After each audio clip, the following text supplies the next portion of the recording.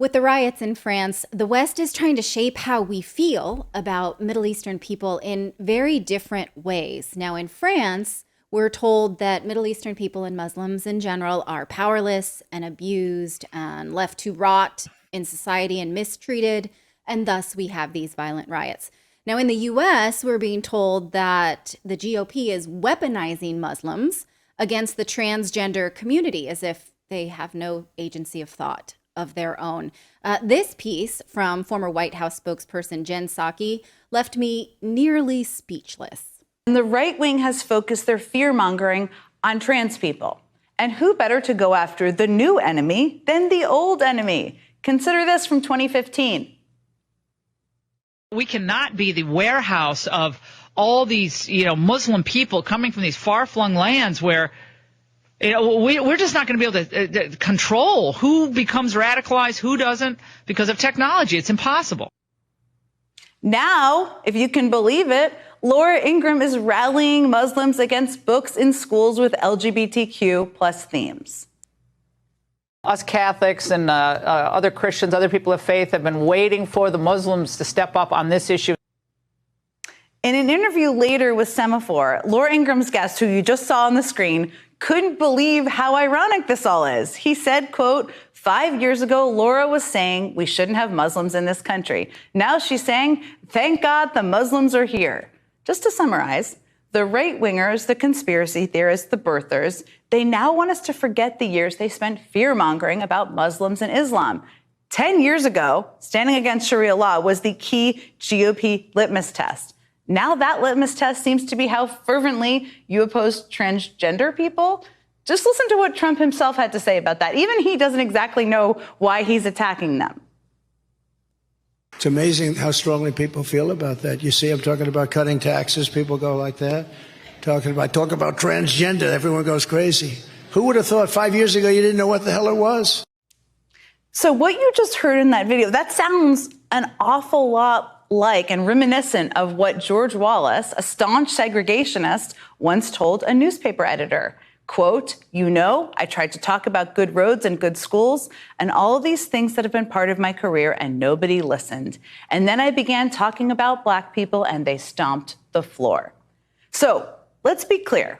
This is the same old GOP playbook, another cynical ploy to tear at the fabric of our society and damage the idea that out of many, we are one, all because they want so desperately to regain the White House. So in other words, she's saying Muslims can't think for themselves. If you hear them say that they are not supporters of the transgender agenda, they don't mean it. That's just the GOP speaking for them. Here to discuss this propaganda and speak for himself is journalist Kevork Almassian, who is an immigrant from Syria living in Europe. So you have a good perspective about how people from the Middle East are conceived of, how this conversation is shaped for them and not directly from them. First of all, let's talk about the riots, because you spoke out about the French riots, condemning them, but then pointing to the fact that this mass migration is a result of the destruction of these communities. Can you explain that? First of all, nothing, in my opinion, justifies vandalizing public and private properties. I would be very honest that I wouldn't like to see my cities and my country burning down like it's happening in France. We have a first-hand experience in Syria, how such rioters can abuse the people's demands on the ground. There are so many people who have legitimate demands from the French government, but when you riot and loot and destroy public properties, in my opinion, also private properties, you wouldn't really giving the right impression. Now, there are, from any community that could come to Europe, there are always good apples and bad apples, right? But when during such times, we don't see the good apples coming to the streets and trying to calm down the people, because it's a very dangerous place. And therefore, we see always the bad apples coming to the streets. And this is something we have to address carefully, because when you have an open door policy for migration or for refugees to come to your country, we have two to know that among them, there will be also people who are not really interested to live peacefully in Western societies because their values contradict the values of the West in general, let's say.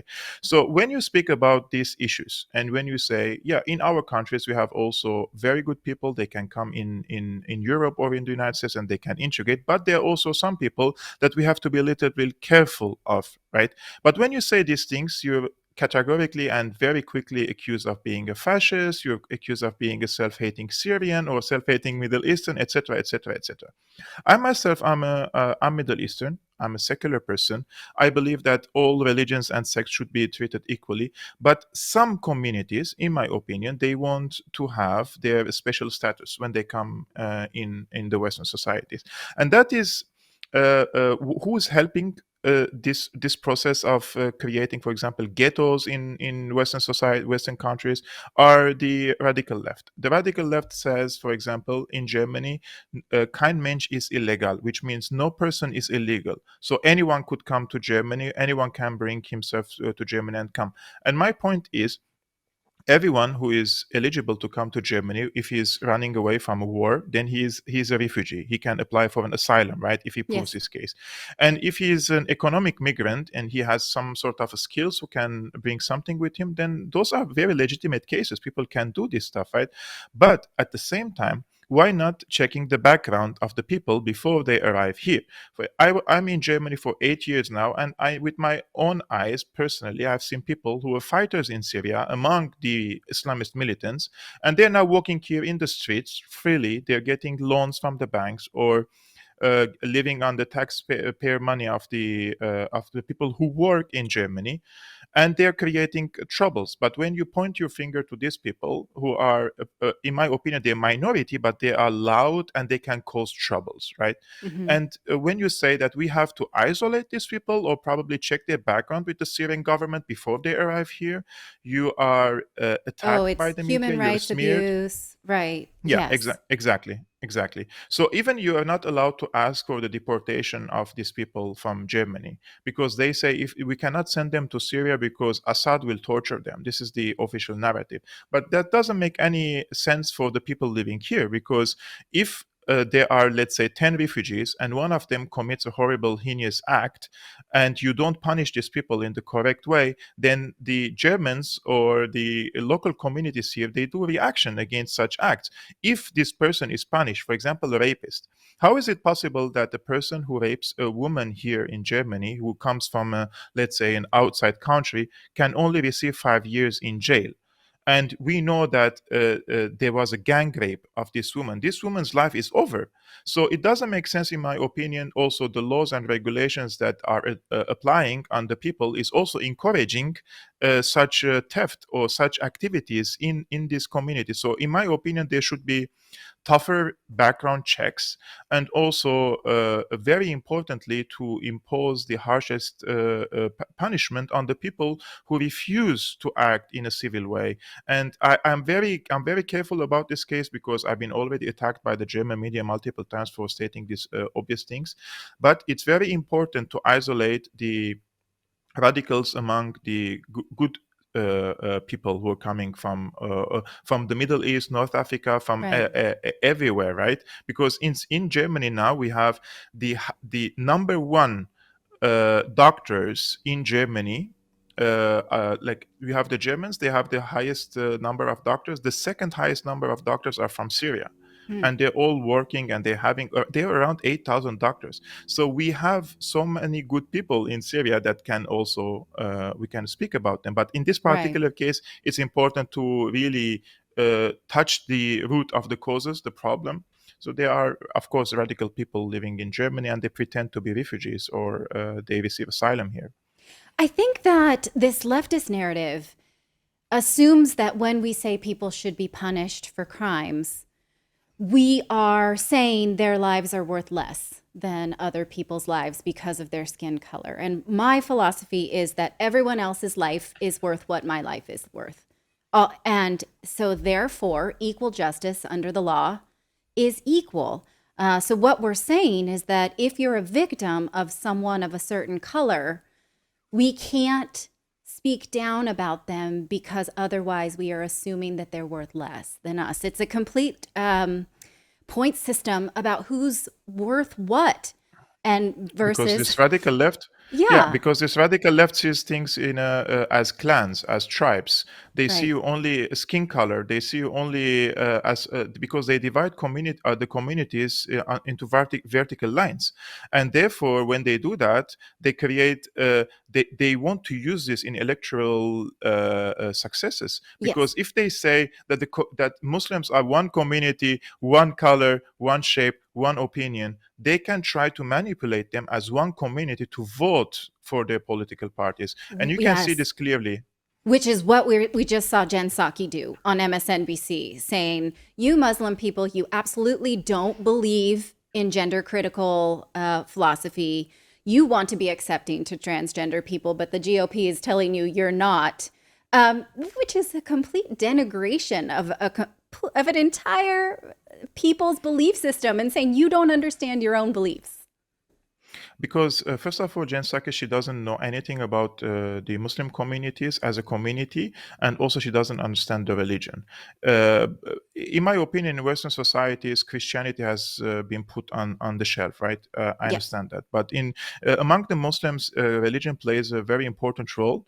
It's a way of life. It's not only a religion that can organize the individual affairs, but also communal affairs, and also the affairs of the community with the state. It's a religion of a state, and a religion of yourself as an individual. And in Islam, for example, these gender identity or whatever they're trying to choke us with their own ideology is forbidden, and it's not something that they can change it. There is no window for Islam to change its texts. So therefore, the Muslim communities will follow what is written in the texts.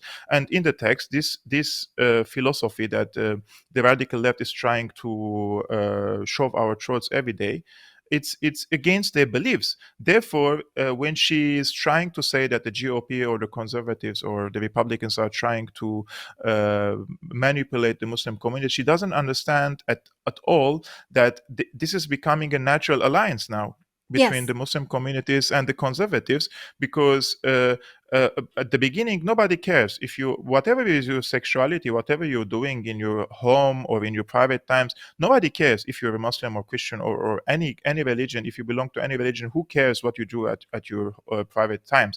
But when you go to the street and you're naked and you're bringing kids and you're Right. doing drag shows, and you're telling children 3 4 5 years old that maybe you're not a maybe you're not a girl, maybe you're not a boy, and they're indoctrinating them, including here we have now the first LGBTQ plus kindergarten in Germany. So people start to thinking like, no, this is too much. You're really crossing the boundaries now, and if we don't stand to any boundaries, then we stand for nothing. Right. And kids are red line for them, right? Don't come to our kids. Do whatever you want, but don't come for our kids. And I think that's the red line that the Muslims have drawn. And I think the conservatives have come as a natural allies for them, because there is no other people who are standing against them. And rest assured, if there is a necessity for to go to school boards, speak with the teachers and protest, real protesting, is the Middle Eastern community, whether they are Christian or they are Muslims. They are the ones who are gonna oppose this attempt, I would say, to sexualize the kids, which is, in my opinion, very ridiculous. But the left will take any opportunity to tell minority groups that they are their advocates. It doesn't matter who they are, right? But they don't tell them that they have become refugees, and also they have become refugees or migrants in these countries because of their policies in the Middle Eastern and North African countries. When these people arrive in Germany or in the United States, they embrace them. They try to tell them that we are tolerant, and they give them job opportunities or scholarships, etc., etc. But nobody says that these people on the left here in Germany, for example, they're the ones imposing sanctions on many Middle Eastern countries, right? Yes. Yeah. And they're creating this economic misery that the people are trying to flee from their own Right. countries. We stand for you here, but your relatives back in Syria who can't get antibiotics, we don't stand Yeah, for let them them. vote. Yeah. Let them vote. Right. Yeah. And maybe, just maybe, this is a way for different communities to understand their common values rather than their differences. If we have an alignment with the Christian community and the Muslim community, and also non-secular people like yourself, that say that kids are a tripwire. This is a red line. We support family values and also the innocence of children. So this is a conversation that would cost a lot of people a lot of power, don't you think?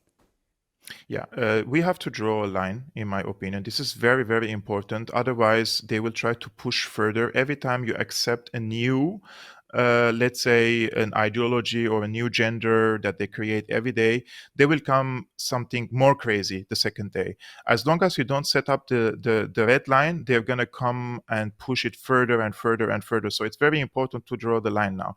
Secondly, when you draw a line and when you create natural alliances between different people, regardless of their religion, sect, and the ethnicity, you are already destroying the attempt of the radical left. And I'm very specific because there are so many good left parties and left-wing people, but the radical left that is trying to create a zombie society, which is based on vertical lines that they consider Latinos as one block, the Muslims as one block, and the Africans as one block, and then deal with them as one static community.